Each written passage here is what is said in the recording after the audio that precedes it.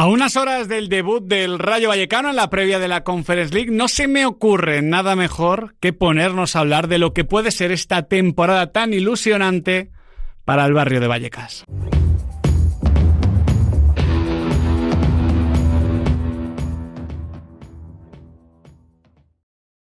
Antes de ponernos a analizar lo que puede ser este año del Rayo Vallecano, me parece importante volver a contextualizar lo del pasado, para no dar por hecho cosas que no son normales.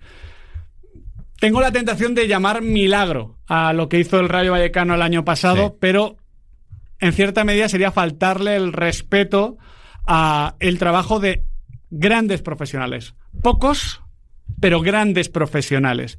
Quien no conozca el Rayo por dentro no se puede hacer una idea de cómo se trabaja, ni de las infraestructuras, ni de los equipos, que son de los menos numerosos de primera división. Quien no conozca ese vestuario creerá que cuando se habla de la familia del Rayo es un decir, un tópico y que no tiene ningún impacto luego sobre el terreno de juego. Pero realmente la única forma de explicar que el Rayo haya ido creciendo y que haya tenido esta temporada es por el trabajazo y el talento de sus profesionales y por lo unido que está ese club por dentro, aunque sea de vestuario para adentro, ¿vale? Y no tanto con la presidencia ni con lo que muchas veces representa, hay que decirlo así, Raúl Martín Presa. Fíjate que la temporada pasada se produce el tema de Trejo, que podría haber supuesto en otro club o en otra manera de funcionar o en otro vestuario quizá un cisma, ¿no? Y realmente... Recordemos que Trejo renuncia a la capitanía después de haber estado peleándose con el club permanentemente para defender lo que un capitán del Rayo tiene que defender, que no solo es a sus compañeros sobre el terreno de juego, sino también al barrio fuera de los mismos. Sí, eso es, y a su afición, por supuesto. Y fíjate, la temporada con la que terminó regalándole el Rayo a sus aficionados, el tema de Mumin, que cae lesionado en un momento tan importante de la temporada y consigue también rehacerse el equipo, sin 9, apareciendo goles desde donde parecía que no podía sacarlos, Pedro Díaz desde fuera del área, en definitiva, una temporada muy mágica y que ha empezado esta de la mejor manera. Sí, yo creo que esa sensación de milagro, mencionaba antes Alex el nombre de Pedro Díaz, creo que lo ilustra muy bien. Había futbolistas que estaban muy fuera de la dinámica, yo creo que nos olvidamos porque hace ya mucho que llegó al Rayo, pero Mumin transmitía sensaciones de ser un poco flan. Y los primeros partidos fueron complicados. Y la temporada pasada estábamos hablando de un gran baluarte y un futbolista al que se echa mucho de menos. Con Pecha Barría de entrada se cuenta muy poco. El año pasado se afianza. Bueno, Racho, es una sorpresa. También, si es que Patecís estuvo muy fuera del Rayo y fue muy importante la pasada temporada. Da la sensación... Y se va a volver a quedar, aunque no sé si Pate quiere. Bueno, con Isi Palazón, cuando parecía que ya no daba más, ya le tenemos marcando la primera jornada de Liga. Un problema del gol, se lesiona tu delantero centro, el cual había marcado un doblete en la final de los Juegos Olímpicos, y terminas haciendo historia con un récord, ese de meterte en Europa con tu máximo goleador con 6 tantos, goles, sí, que no ha igualado ningún equipo. Sabemos que hubo uno que ganó la Liga, el Valencia. El Valencia con 7. Con 7, pero 7 de momento son más que 6, aunque también de momento ganar la Liga es más que meterte en la Conference. Y bueno, yo creo que todo esto, el ver constantemente futbolistas en su segunda juventud, claro, si nos vamos más atrás todavía, Álvaro García tuvo unos inicios también muy complicados en el Rayo, era un futbolista indiscutible, capital. En fin. Oye, Unai López parecía que no valía para primera división y fíjate. Lo digo porque más allá de Óscar Valentín siempre se cuenta aquello de, oye, nunca ha sido el futbolista más talentoso de sus generaciones cuando juega fútbol de cantera y es el capitán del Rayo Vallecano. Y se fue Andoni Iraola, y llegó Íñigo Pérez, y el final del curso 23-24 fue complicado. No es que Íñigo de repente cambie el club, como hizo Giraldez. No. Salvó al club, pero lo espectacular llega el año pasado, llega la temporada pasada. A donde quieres ir a parar, Nahuel, es que no son historias de predestinados al éxito, no son los futbolistas que hace 3-4 temporadas parecían capaces de llevar a un equipo a la Conference, pero lo hicieron. Y ojo, mira, ahora que se habla mucho, yo creo más entre aficionados que no a nivel periodístico, de lo de Jamie Vardy, tiene un poco este Rayo Vallecano de la confección del Leicester campeón, en el sentido de, descartes de aquí a allá, retales que encuentran en el estadio de Vallecas un lugar donde recuperar su mejor fútbol. Justamente es eso, y al final, más allá de que cuentan historias muy bonitas de crecimiento, de trabajo, de superación, vuelvo a lo mismo. No se puede dar por hecho esto. Es decir, lo del año pasado fue espectacular. Lo normal es que este Rayo bajase un poquito. Lo normal es que este Rayo pues compitiese un poquito peor. Ahora vamos a hablar de esto.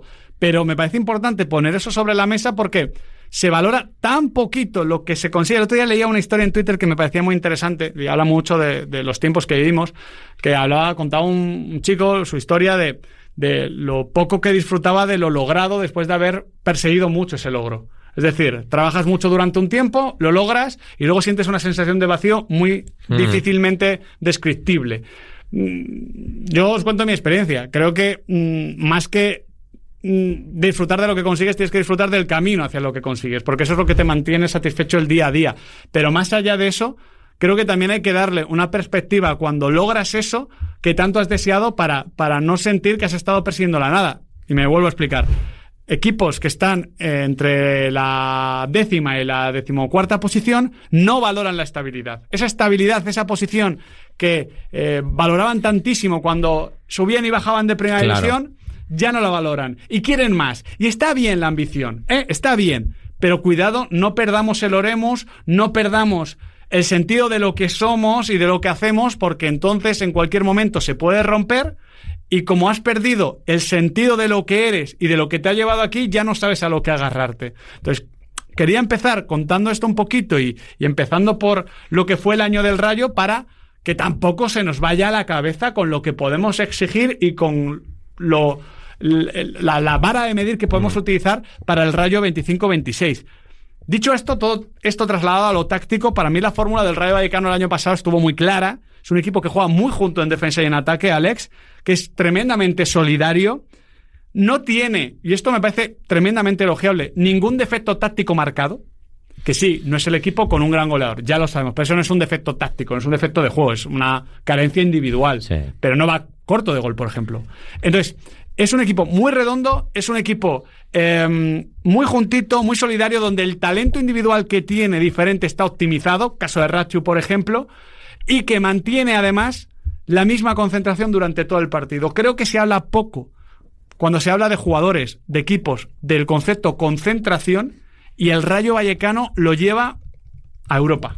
Sí, además siendo un equipo complicadísimo de jugar por precisamente esa concentración, pero también la energía, ¿no? En ese momento en el que tú estás intentando ganar un poco de calma en el partido, en el de tener un poquito más de balón, dar algún pase más, y el Rayo Vallecano siempre va a tener, ¿no? Un futbolista encima tuyo, siempre te va a dirigir el juego hacia donde quiere. En eso yo creo que se ve una presión trabajadísima. Hay un equipo que se siente muy cómodo defendiendo hacia adelante, además dentro de esos puntos individuales, ¿no? Que decías que están perfectamente optimizados. Yo también encuentro el tema de la portería, donde yo creo que ha dado un salto muy grande con Augusto Batalla, y que yo creo que además es el típico portero que para no perder esa concentración te viene como anillo al dedo, porque está todo el rato gritando, ordenando y siendo además ese líder desde la portería. Pero es que los casos de Isi y Álvaro García en esa presión tan trabajada del Rayo Vallecano, y fíjate que la temporada pasada Isi igual no es la mejor suya en el Rayo, pero aún así lideró, te hablan perfectamente de lo que es un equipo que va todos juntos a por un mismo objetivo, y ese objetivo, cuando no se tiene el balón, es recuperarlo lo antes posible. Sí, al final es una idea que requiere mucha energía y mucho compromiso colectivo. Creo que eso, por cómo está montado ese vestuario, existe de base, y es el gran aval que tiene el Rayo Vallecano como equipo. Es cultural. O sea, sí, es cultural, pero el Rayo Vallecano también ha tenido malos vestuarios. No, pero no me refiero que es cultural con Vallecas, que puede ser también. No, me refiero que es una cultura de ese vestuario. Es decir, si llega un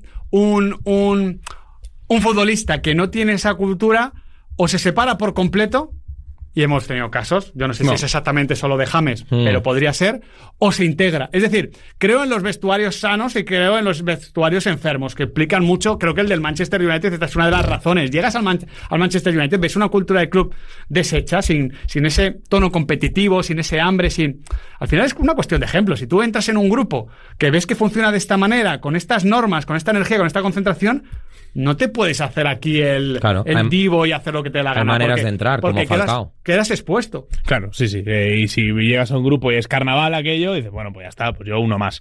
Entonces, bueno, yo eso creo que se detecta muy, muy rápido. ¿Y esto cómo lo traslada el Rayo Vallecano al terreno de juego? Con un equipo, yo creo, ordenado al milímetro, muy, muy ordenado, con una obsesión por ese orden, por estar muy enfocado en la presión. Lo vimos en ese cooling break, en donde se graba Íñigo Pérez en el estadio Montilivi, aquello de: oye, vosotros estáis cansados, pero es que ellos van a estar más cansados porque nadie se prepara como vosotros. Y todo eso después de pedirles silencio y que respirasen, que me pareció... Sí, cine. Ese tipo de certezas te permite ir muy a muerte con la idea de Íñigo. Es así. Yo...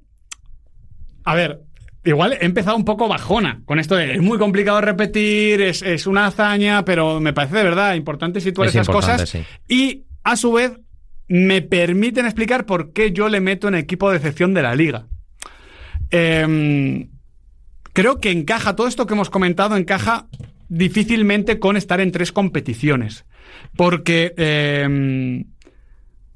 ya digo que su mejor virtud, la mejor virtud del Rayo, es esa sensación de estar en todo momento en partido. De hecho, sufrió muy pocas goleadas, goleó muy poquito, todos partidos, diferencia un gol arriba, un gol abajo. Y casi siempre, gol arriba. Sí que es verdad que perdió muchos puntos tras ir ganando. Pero los perdió en minutos finales, sí. Tramos finales. Estar siempre en partido. Eso es. Claro, para estar siempre en partido hay que vivir mucho el partido. Y cuando introduces un segundo esfuerzo por semana, un segundo reto, un segundo objetivo, una segunda ilusión, es complicado esto. Mitchell lo explicó muy bien el año pasado. No es que los futbolistas tengan que descansar, tengan que reenfocarse otra vez y demás. No. Es que yo, como cuerpo técnico, tengo menos tiempo para preparar el partido, los entrenamientos, los detalles. Entonces, claro, como creo que el Rayo está tan optimizado y por eso me parece tan de matrícula, ¿no?, el trabajo de Íñigo y demás, pues creo que en el momento en el que van a meter el segundo esfuerzo, porque estoy convencido de que el Rayo va a pasar la fase previa, además creo que va a llegar lejos en la Conference League, pues creo que va a haber fines de semana donde no puedan jugar al 100%. Y si no juegan al 100% en términos de concentración y de energía, ya no van a jugar tan juntitos. Y si ya no juegan tan juntitos, vamos a comenzar a ver que hay futbolistas que no son tan buenos quizás como están pareciendo cuando les rodean los compañeros. Entonces, yo por eso creo que va a ser un año con algún partido feo, con alguna semana complicada. Creo que va a hacer un muy buen papel en Conference. Ojalá llegue tan lejos como el Real Betis Balompié, pero honestamente creo que a nivel de Liga el Rayo tiene que salvarse y ya está. Claro, esta es una forma de verlo. La negativa. Claro, eso y luego está el discurso del capitán del barco, de un Íñigo Pérez, que opina así sobre jugar 3 competiciones esta temporada. Respecto a las 3 competiciones, a mí no me genera temor. Es decir, yo si jugásemos solo la Liga o la Copa del Rey, hoy diría el mismo discurso. O sea, tendríamos las mismas dificultades que si tenemos una tercera competición.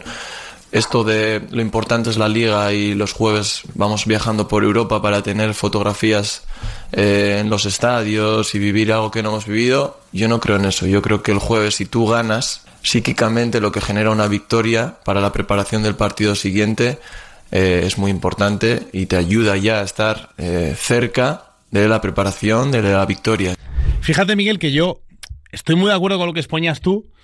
Pero convence siempre, más Íñigo, lo compro. Es que lo tiene muy interiorizado y al final tiene mucho que ver con cómo está montado cada grupo. Yo creo que esta dicotomía la han tenido no pocos equipos que se han clasificado para Europa contra pronóstico o sin ser uno de los grandes presupuestos de su liga. Pero es que, no sé, a mí me convence mucho como lo vive Íñigo. Estaba 50-50 y es que él tiene un gran discurso en ese sentido. Ojalá no solo te convenza, que te ha convencido, sino que además tenga razón. Yo encantado. A ver, yo sinceramente creo que, obviamente, ¿no? Al Rayo se le va a hacer cuesta arriba. Típico partido de mes de octubre, mes de noviembre, de fin de semana. Pero sí que es verdad que yo ahí creo que una manita más por parte de la dirección deportiva, propiedad, presidente, etcétera, no hubiera estado de más. Hay que ver el cierre del mercado. Me parece insuficiente, sobre todo el tema del 9. Sobre todo el tema del 9. Pero te diría que... ¿Qué 9? Claro, 9 que 9, ¿no? Si ya nos hemos metido en Europa casi sin 9, ¿no? ¿Para qué lo quieres? Menos. ¿Para qué lo quieres? Un 8,5. Claro, es lo de el tema de cuánto dinero necesitas para la limonada, ¿no? Si a tu padre devuelves de los 10 que te ha dado, le devuelves 5, claro, la próxima vez te va a dar 5. Entonces eso la pasa al Rayo, ¿no? Pero en cualquier caso, yo creo que estando de acuerdo que se podría considerar al Rayo de excepción si lo único que hace es salvarse y ya está, creo que sería entendible, dentro de los objetivos del Rayo cada temporada creo que está siempre salvarse. Sí. Y luego ya veremos. Entonces yo creo que es un poco fuerte el tema de decepción. Sí, yo lo metí Más ahí, teniendo en cuenta todo esto. sobre todo porque no veía otra decepción. O sea, No, ya claro. digo, yo creo que el Rayo se va a salvar y creo que va a hacer una gran conference y eso es una temporada notabilísima. Hombre, notabilísima. Pero claro, si uno espera ver al Rayo Otra vez en séptimo, conference. octavo, Oye, ojalá. sí, pero es complicado. Cuesta. Es complicado, seamos honestos y, oye, lo decimos siempre, oye, a tope con la ilusión, que el verano es para la ilusión, pero tampoco aquí vamos a vender humo. No Al menos yo a título personal. A ver, el mercado de verano, ¿vale? A ver. Luis Felipe, Muy bien. Joshua Bertrug, no Sí. le conocemos todavía, pero esa versatilidad suena bien. Lateral izquierdo, ¿no? A priori más. Nobel Mendy, Sí. que al final llega. Esta me parece una historia muy buena para explicar el trabajo de un periodista, Pablo Villa, en este caso en particular, y el mercado de fichajes. Pablo Villa anuncia que está muy cerquita el Rayo de Nobel Mendy. Entra el Rangers. Parece que se lo va a llevar el Rangers. Como Pablo Villa había anunciado que estaba cerca el Rayo Vallecano a hacerse con Nobel Mendy y parece que se va a Escocia, hay tuiteros que rajan de Pablo Villa. Mentiroso. Ostras, La clásica. embaucador. Vendido. Pero en estos giritos preciosos del destino, por una vez que a un periodista con buena información las cosas le salen bien, está lesionado Nobel Mendy, Rangers, que había subido la oferta una barbaridad, se echa para atrás y termina firmando esta misma mañana por el Rayo Vallecano.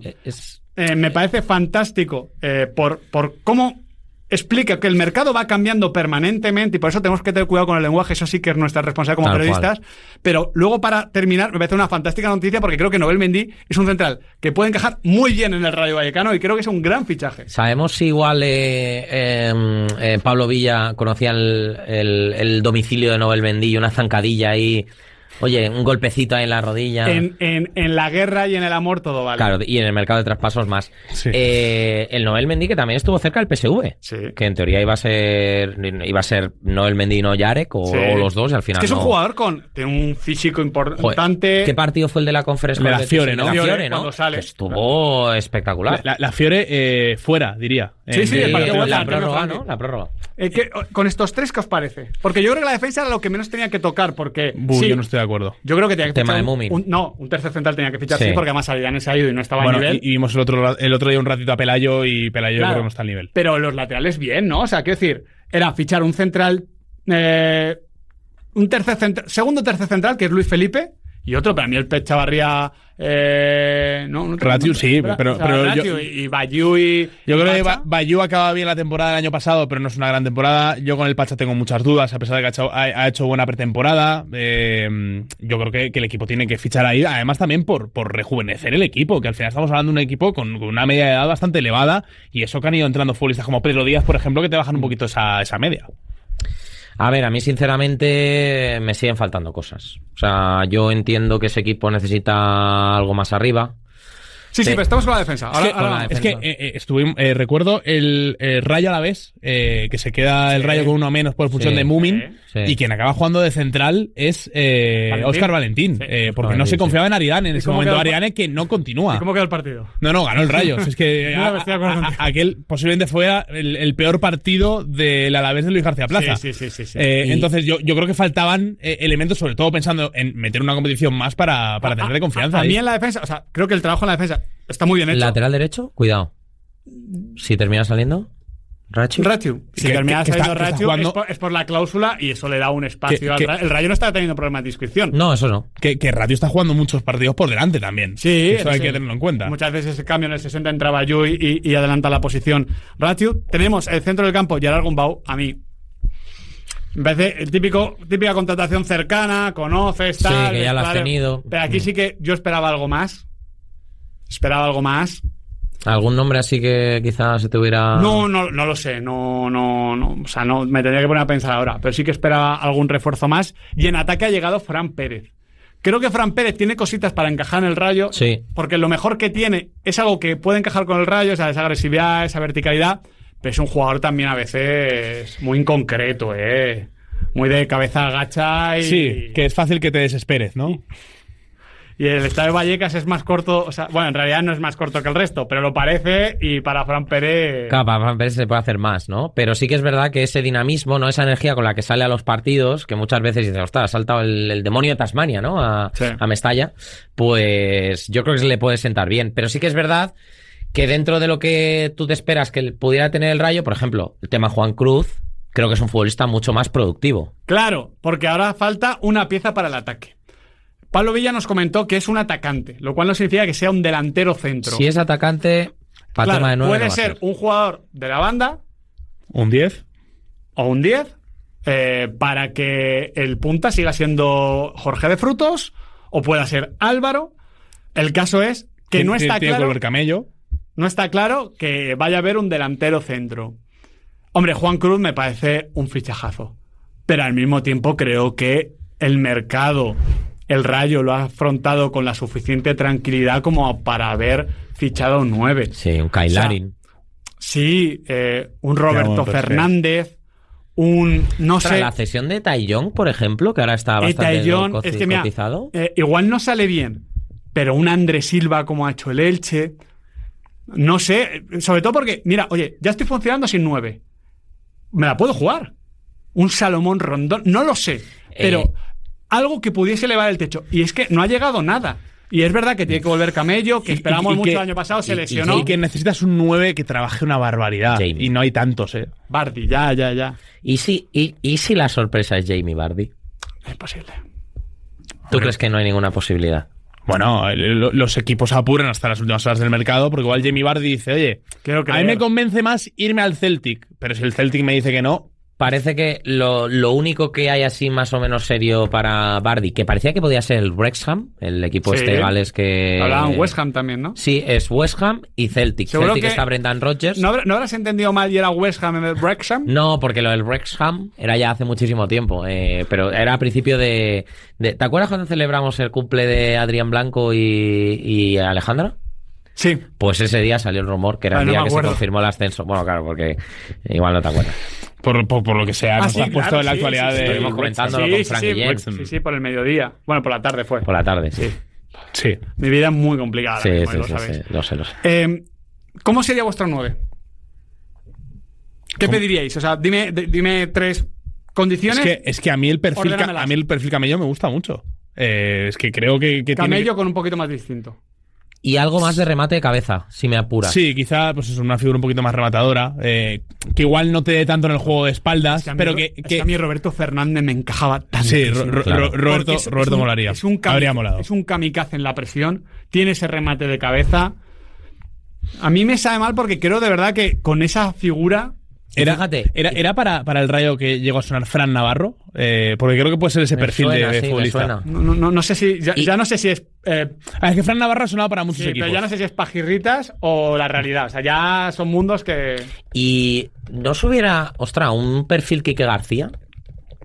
Pero sí que estoy de acuerdo con el tema de la presión. Sí, pero ya, Quique igual para 90... A estas alturas. A estas alturas ya no te das. Pero igual sí, o sea, lo que no veo tanto es lo de, vale, me gasto en Juan Cruz, que de verdad me parece un peloteo, me parece muy bueno, y creo además que bien enfocado en Vallecas podría gustar mucho, típico geniecillo que a veces también ha tenido Vallecas, yo recuerdo al Chori que me encantaba, puede jugar en ambas bandas, puede jugar en la media punta, tal, pero claro, se está hablando de no 10 millones, que es lo que pide el Leganés, pero una cifra alta. Sí, en más de 5. Pues yo pondría esos huevos / millones en la cesta del delantero.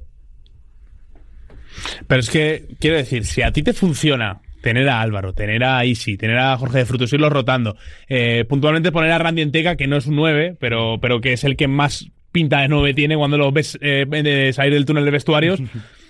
Dice, ¿para qué me va a calentar la cabeza con un 9 rematador si no me está haciendo falta, si yo juego a otra cosa? Te entiendo, pero ¿sabes a qué me suena? Mundo completamente diferente. Bueno, dimensión completamente diferente. El Madrid el primer año selecciona centrales, no ficho centrales, gana la Copa de Europa. Bueno, ¿para qué voy a fichar? Sí, gana la Copa de Europa. Bueno, pues ¿qué pasó? Ya ha llegado Hausen, y Hausen es buenísimo. Pero es que sobre todo, ¿qué es? Central. Central de primer nivel. ¿Sabes qué? Estamos aquí dándole muchas vueltas al tema del 9, pero es que un buen Raúl de Tomás, es que vamos. Claro, es que te cambiaba muchas cosas. Sí. Sobre todo porque el Raúl de Tomás que vimos en su última mejor etapa era un animal de autogenerarse en las ocasiones, además tenía buenos pasadores por detrás. Jugador de mucho nivel. Encima tenía esa posibilidad también de currar, o sea, era un futbolista de selección. En todo caso, y ya para finalizar, me parece una buena noticia. Es verdad que todavía queda mercado. Se me ha ocurrido uno que sería glorioso. Dale. Hombre, se ha hablado mucho de que algún día va a jugar en el Getafe. ¿Gonzalo García? No. Bueno, Gonzalo García sería un pepo. Bueno, no, pero lo que habría molado. Álvaro Morata. ¡Ah! Bueno. Habría sido increíble eso, ¿eh? La verdad pero que sí. Pero es eso, o sea, el perfil es ese. Hombre, ¿Qué sí, pasa? sí. ¿Qué pasa? Que cobra una pasta. Sí. Vale. No, está bien enfocado, ¿eh? A lo que iba, que me parece importante que en este año, o sea, los equipos que entran en Europa suelen ser esquilmados. Creo que si Celta y Rayo no han sido esquilmados es porque tampoco hay... Porque creo que tiene mucho mérito los entrenadores. Y hay mucho talento súper optimizado. No sé si me explico. O sea, Sí. no hay esos 2-3 futbolistas que es que le tengo que fichar. Ha pasado con Fer López, podría pasar con Ratiu, pero creo que son proyectos muy estables y continuistas en este sentido. Entonces el Rayo va a poder afrontar la Conference League con todo lo que le permitió entrar en Conference League. Y si se va a jugar, con todo menos un jugador. Me parece asumible. Y aquí sí que creo que a los jugadores no les gusta, pero los jugadores ya deben saberlo. Y creo que es lo mejor que hace Raúl Martín Presa, aunque en algún momento igual le ha podido salir mal, que es no vendo. O vienen con la cláusula o no vendo. No es un club vendedor el Rayo. Oye, hay clubes incluso mejores que el Rayo. Creo que el Villarreal tiene un modelo más vendedor y le va genial. Sí. Pero me parece bien que el Rayo también se plantea, oye, no tengo necesidad de dinero, o me pones la cláusula o nada. Esto ha pasado con Patecís, ha pasado con Ratiu. Álvaro García también. Con Álvaro García pasó.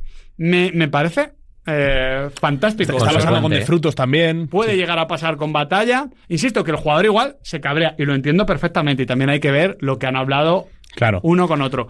Pero de cara a mantener la unidad del bloque... Digo, sabes dónde te metes porque estos problemas son muy públicos. Claro, si vas al Rayo, sabes que la cláusula que te ponen es lo que van a tener que fichar. Y si no, igual que cuando vas al Villarreal, muchas veces pactas que, oye, este equipo es un escaparate de talento muy joven y que se va a acabar pagando muy caro. Y los dos se dan la mano. Exactamente. Sí, ahí yo creo que el Rayo, en eso de ponerse duro, en eso de ponerse fuerte, te permite, ¿no? Tener posibilidades como lo que vamos a ver esta temporada, de que el Rayo de la 24-25 se parezca muchísimo al de la 25-26 en lo que son nombres y demás. Creo que, por ejemplo, esto al Girona le sentó verdaderamente mal, ¿no? De lo que fue el cambio de la 23-24 a la 24-25, además con el reto de jugar Champions League, que es todavía más complejo. Se mete en Conference. ¿Lo ves? Vamos a ir el jueves. Bueno, el jueves que viene. Sí. Sí, ¿sabes que yo este verano me da algo de pensar en el viaje, ¿eh? Yo me intenté acreditar para el primer partido de previa del Neman. Es que porque bueno, quería hacer un viaje en verano, sí. Quería ir a Hungría. Entonces digo, ostras, quería ir a Alemania, ¿no? Del norte. Alemania Radonjic, ¿no? Quería ir a Hungría y claro, juegan en Hungría el Dinamo Minsk, que juega en Budapest, en campo del MTK, y el Neman. Me intenté acreditar, no me contestaron para ninguno. En cambio, en Rumanía. A tope con el Rayo. A tope, sí. El Rayo también a la hora de contestar, cuidado. No. Pero estaremos el jueves y estaremos en alguna rondita avanzada de Conference League, que es donde queremos ver al Rayo. Sí. Neman, que por bien no venga, ¿no? Con nuestros... Esto ha sido muy bueno, ¿eh? Con nuestros amigos de Duro Galván y ese himno maravilloso que hicieron. Ojalá se venga una gran temporada con el Rayo. De todos los pronósticos que he hecho, el que menos me va a importar equivocarme, y algunos me equivocaré, en unos cuantos me equivocaré, será en el del Rayo.